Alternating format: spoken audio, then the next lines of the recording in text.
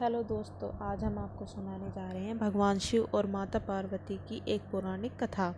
तो आइए शुरू करते हैं। भगवान भोलेनाथ को इस समस्त सृष्टि का रचयिता माना जाता है। उनका आदि है ना ही अंत है। पुरानी कथाओं के अनुसार भगवान शिव का विवाह पार्वती जी के साथ हुआ था। इस विवाह के लिए पार्वती जी को सैकड़ों वर्षों तक कठोर तपस्या भी करनी पड़ी थी।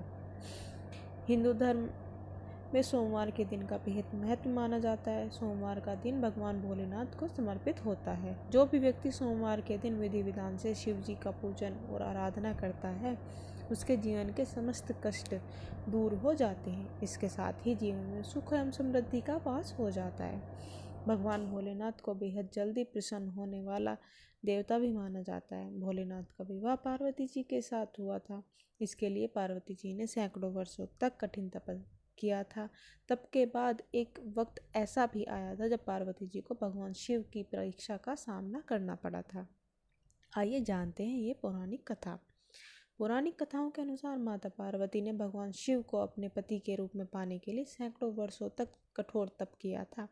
उनकी तपस्या को देखकर देवताओं ने शिव जी से देवी पार्वती की मनोकामना पूरी करने की प्रार्थना की थी। इसके बाद भोलेनाथ ने सप्तऋषियों को पार्वती जी की परीक्षा लेने के लिए भेजा। इस परीक्षा के दौरान सप्तऋषियों ने शिव जी के ढेरों अवगुणों को बताते हुए माता पार्वती से शिव जी से विवाह न करने का कहा, लेकिन पार्वती जी अपने निर्णय से टस से मस नहीं हुई। इस पर खुद भोलेनाथ ने माता पार्वती की परीक्षा लेने का निर्णय लिया।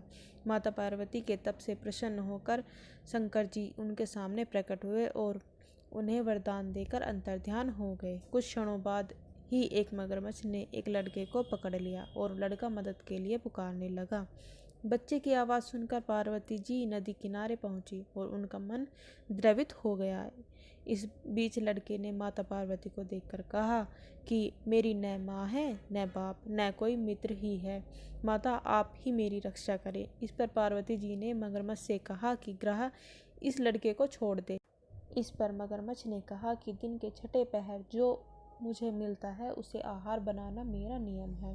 पार्वती जी के विनती करने पर मगरमच्छ ने लड़के को छोड़ने के बदले में पार्वती जी के तप से प्राप्त वरदान का पुण्य फल मांग लिया। इस पर पार्वती जी तैयार हो गई। मगरमच्छ ने बालक को छोड़ दिया और तेजस्वी बन गया। अपने तप का फल दान करने के बाद पार्वती जी ने बालक को बचा लिया और एक बार फिर भोलेनाथ को प्रसन्न करने के लिए तप करने बैठ गई। इस पर भोलेनाथ दोबारा प्रकट हुए और पूछा कि तुम अब क्यों तप कर रही हो? मैंने तुम्हें पहले ही मन मांगा दान दे दिया है। इस पर पार्वती जी ने अपने तप का फल दान करने की बात कही।